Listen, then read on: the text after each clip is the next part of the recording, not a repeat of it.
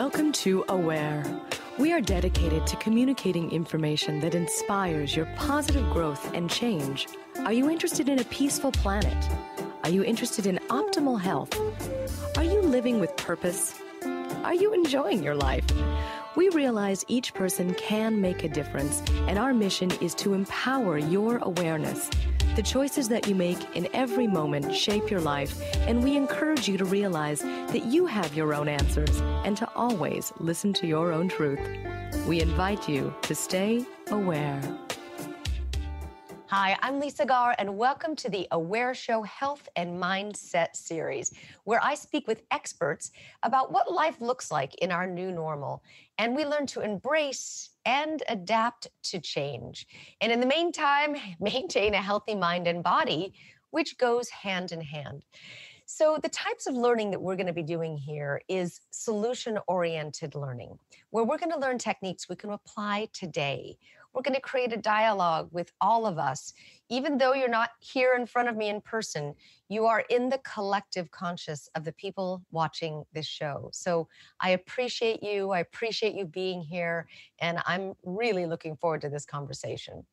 So during the past several months, we've had the opportunity to really explore what matters the most, especially when many of us focus on the conveniences of life and maybe those that have been taken away, or maybe we get to focus our thoughts on what we're grateful for and what we really are given.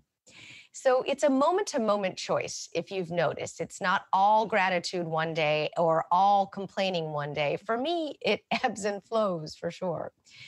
So joining me to help with this conversation is poet and philosopher Mark Nepo. And Mark is a New York Times bestselling author of over 20 books, including the beautiful book, The Book of Awakening. Such a gorgeous book. And he has appeared on Oprah and Super Soul Sunday many, many times, sharing his deep spiritual wisdom. He has a new book out that is called The Book of Soul. I love it, The Book of Soul. And he addresses how to stay open during times of struggle. How did you know, Mark? Welcome to the show. It's great to have you here. It's great to see you and be with you again. And of course, I didn't know, that timing is right? Greater than us. Yeah.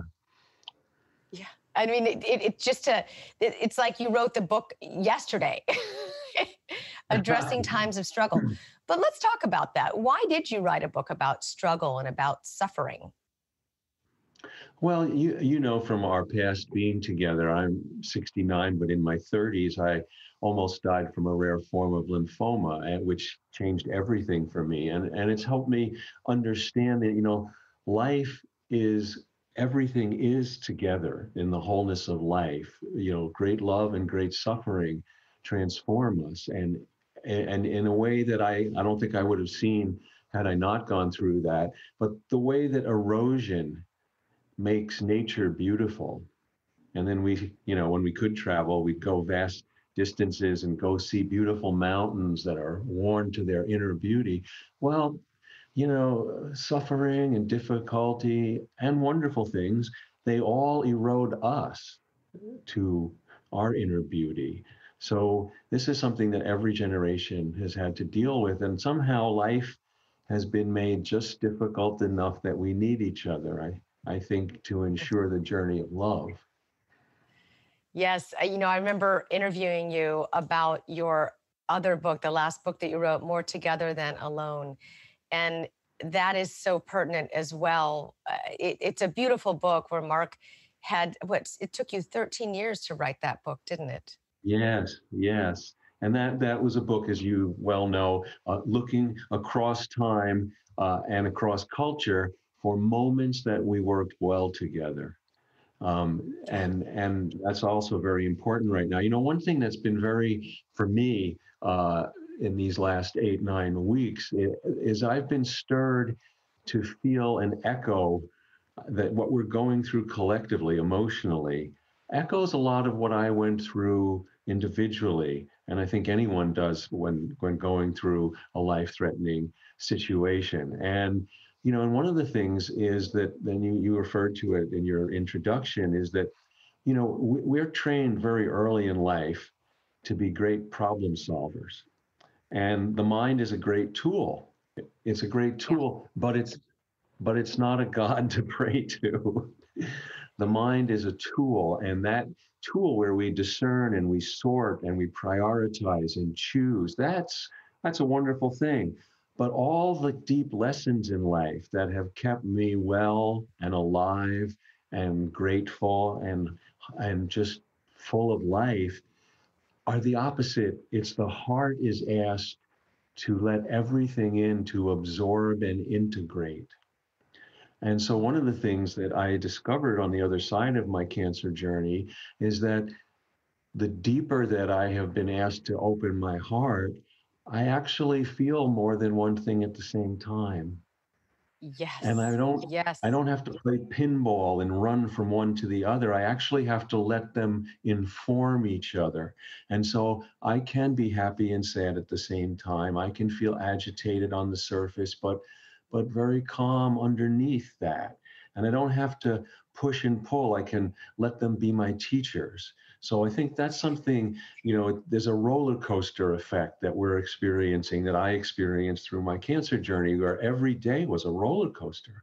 I'd have a Mm-hmm. moment of calm, then I'd have fear, and I, I think it's important to let's talk a little bit about fear. Um, Yes, yes.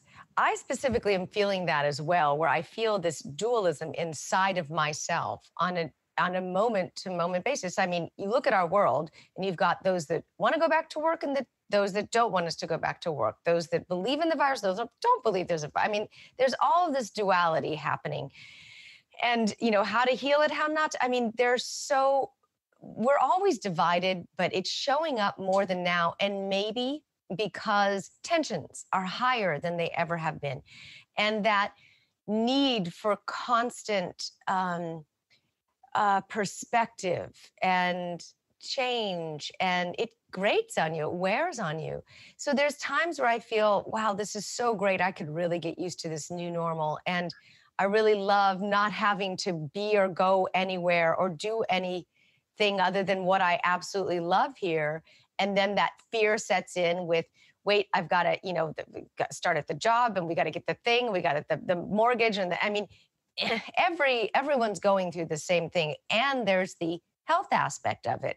I'm afraid for my health, but yet I want to build my immune system. Yet I'm afraid for the virus, yet I want to build my immune system. It goes back and forth. And I'm sure people are feeling this a lot lately. Well, I A lot. think, and again, I don't have any answers. Of course, we're just comparing notes on how it is to be here and go through all of this. But I think I want to suggest a couple of things. Let's back up and look for a moment at where we are.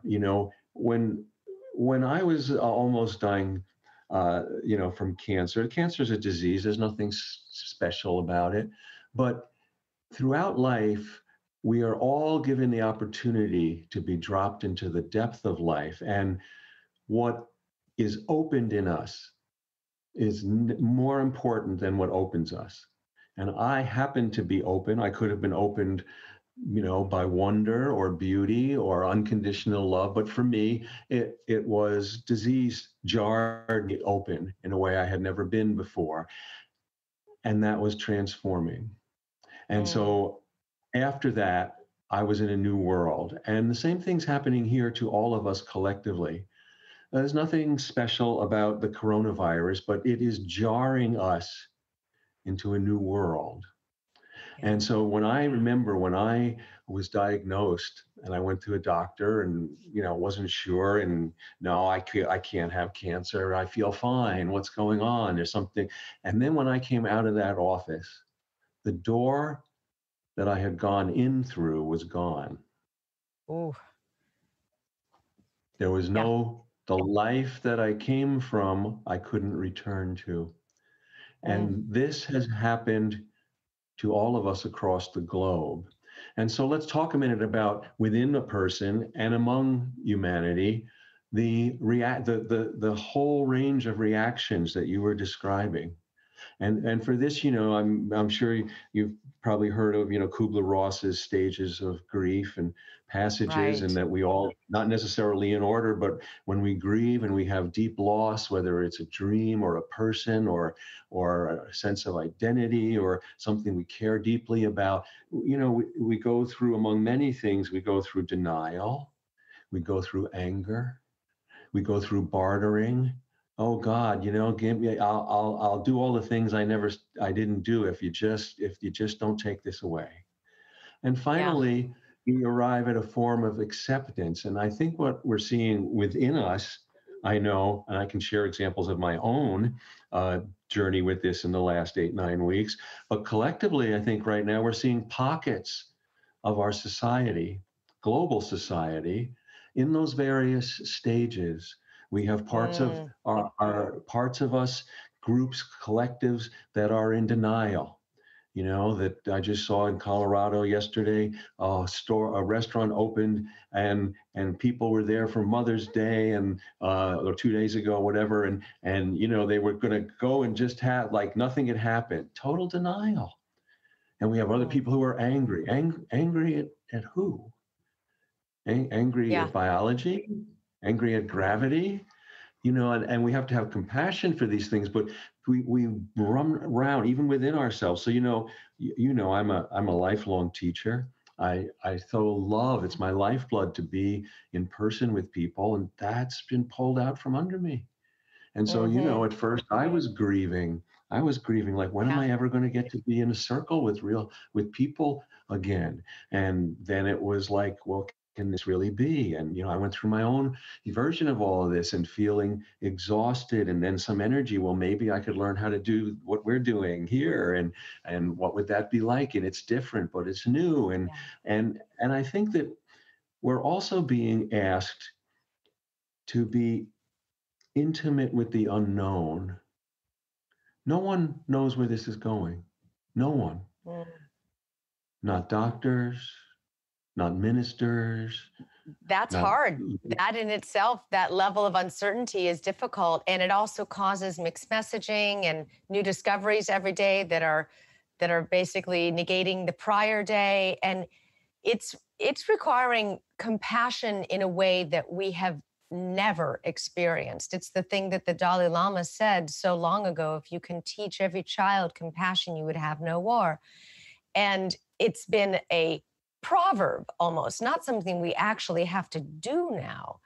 And yes, compassion for those who have different belief systems. They may live in your own household. Compassion for those that all of a sudden are hearing in a different way. It is definitely one of the greatest things that is needed right now. Compassion for even our president, for compassion for the medical system. It's a lot that is needed right now. And it's not something that we've really had a lot of practice at. We read about it, we hear about it, but we really haven't put it right in our faces as a matter of our own survival. I think our own Well, survival really, yeah, is based on it. it is right now, and all the traditions speak about the fact that we are, and the Hindu tradition is a great one to just lift up right here, because they have a very timeless saying, "Thou art that." And what it refers to is the notion that we are the same. We are at heart the same. And what happens to one happens to all. And yes, as you're suggesting, Lisa, most of the time, oh, that's a interesting, deep idea. That's floating over here. Well, no, now it's in our toolbox. This is what we're being asked to do when we stay, when we go out and we don't put a mask on or we don't wash our hands. We're not just taking a risk for ourselves. Thou art that. This is now real. We're taking everybody's life into our hands, and so we have to care. We have to care. Yes, what a beautiful lesson. What a beautiful lesson. And that's one of my perspectives, is that our new normal is learning to live with this virus, just as we have learned to live with other viruses. It took decades to eradicate other viruses. It's not going to happen in a couple of months. This one, we're going to have to learn, how do we take care of ourselves so that we take care of others? How do we maintain the social distancing and the cleanliness? And how do we do that? It's going to be a part of our life, and it's okay. Wearing a mask is better than dying. And it is, it's really not that hard. You just put a mask on.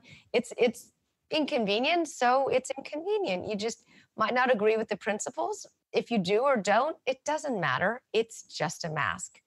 And Well, to and just really, yeah, be more compassionate about the perspectives in life, because we are going to have to learn to live with this virus. And I think it's important in the same way that we just were talking about, let's say, the Hindu notion. But I also want to lift up that to have and pursue an inner life is more important than ever.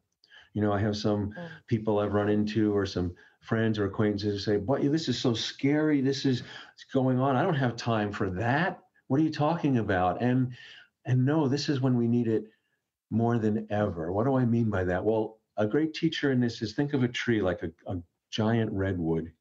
Now, we know that in a severe extreme case, like a tornado or a hurricane, even a redwood might be uprooted. But 90% of the time, a redwood is not going to come down. Why? Because it has deep roots and a wide trunk.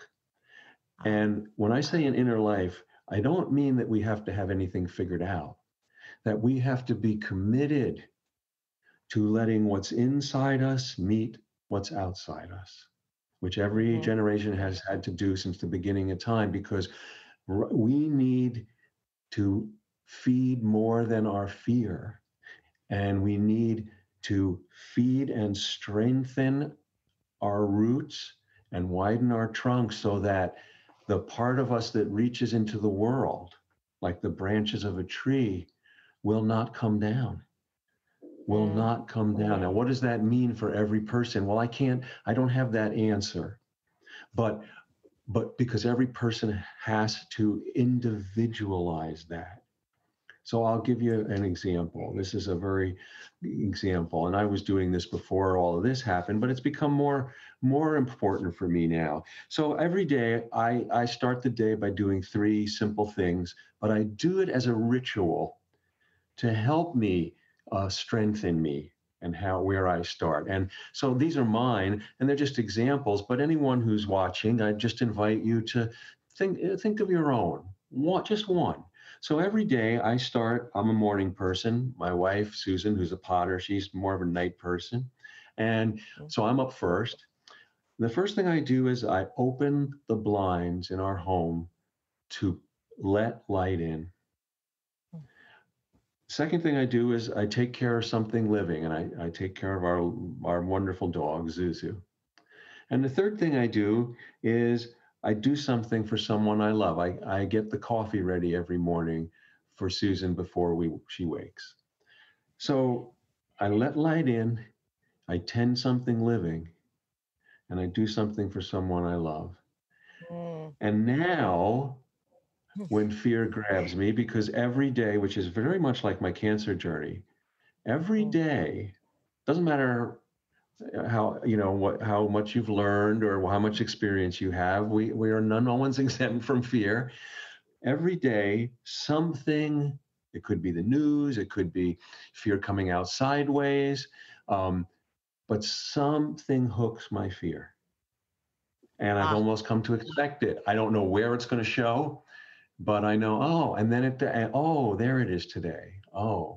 And when I start the day by letting light in, by doing something, tending something living, and caring for someone I love, I'm stronger and better able to handle when fear shows up, to let it through.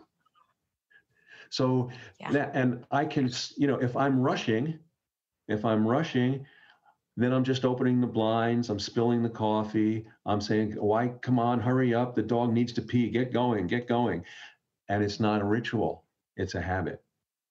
Yeah. So we are, in the particular and in the global, you may remember Wayne Muller years ago wrote a book on the Sabbath, and in that seminal book, he talked on a touchstone that in the Jewish tradition, Sabbath means the one day we don't turn one thing into another.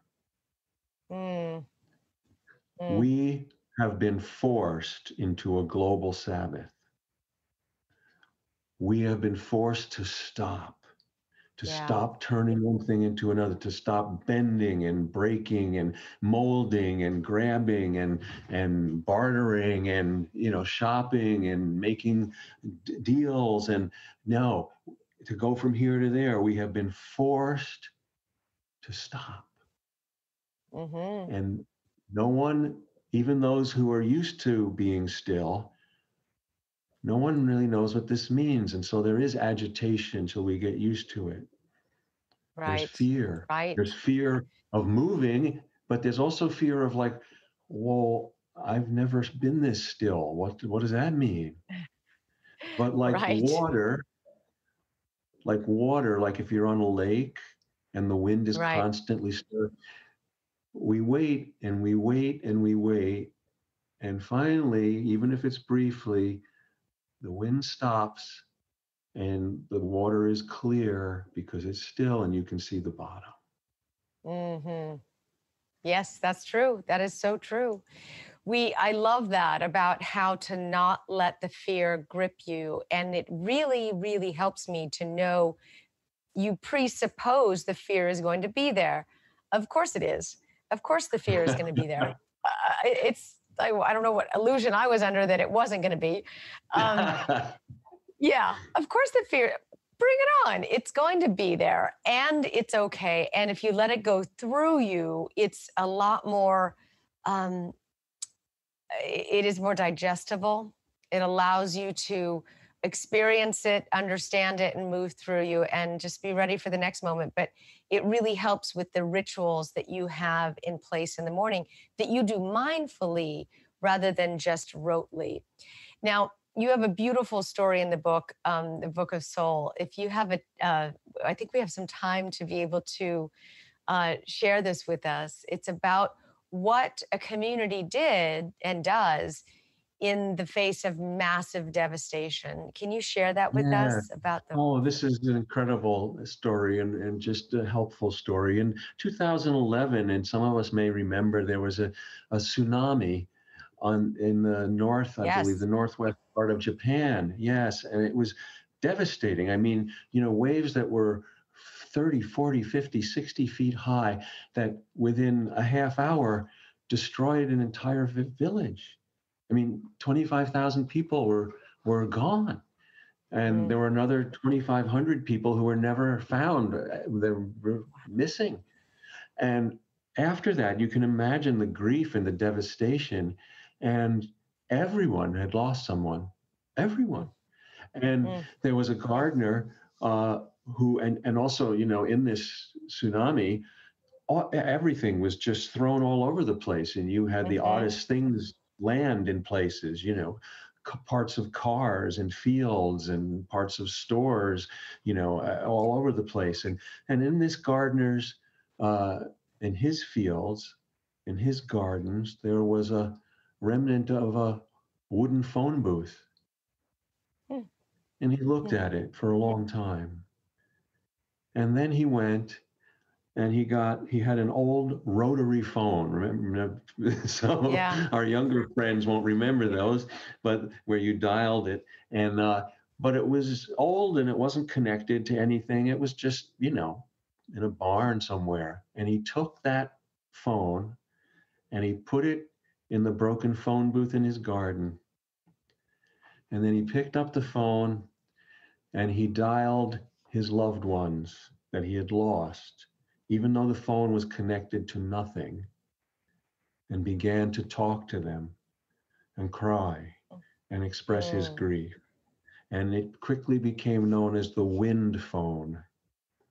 And also quickly, by word of mouth, from neighboring villages and through the northern part of Japan, dozens upon dozens of people were making pilgrimage on foot to wait and take their turn to go into the wind phone and dial the phone that wasn't connected to anything so they could talk to those they lost.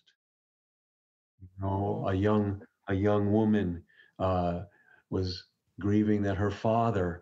Why did he have to go? Now she would have to buy the violin he promised her all by herself. Mm. And the picture we have here, and I teach when we were traveling in Southern California at Pine Manor Retreat Center, which is a wonderful place in Lake Elsinore. And Gail Warner, who founder and wise teacher herself, when I shared this story with her, and I love this about Gail, she didn't just marvel at it, she went and built a wind phone. And it's on the retreat center, and that's a picture of it Oh, there. that's the picture. Oh, that's beautiful. That's so absolutely beautiful. Well, there is, our own way to have our own wind phone during this time where we might have lost somebody through this incredibly difficult experience and even lost pieces of ourselves. You are so accurate in saying that we are, as a collective, going through these 5 stages of grieving all the time as a collective. That's a very, very good point. So thank you so much for being with me, Mark Nepo. I really appreciated your time.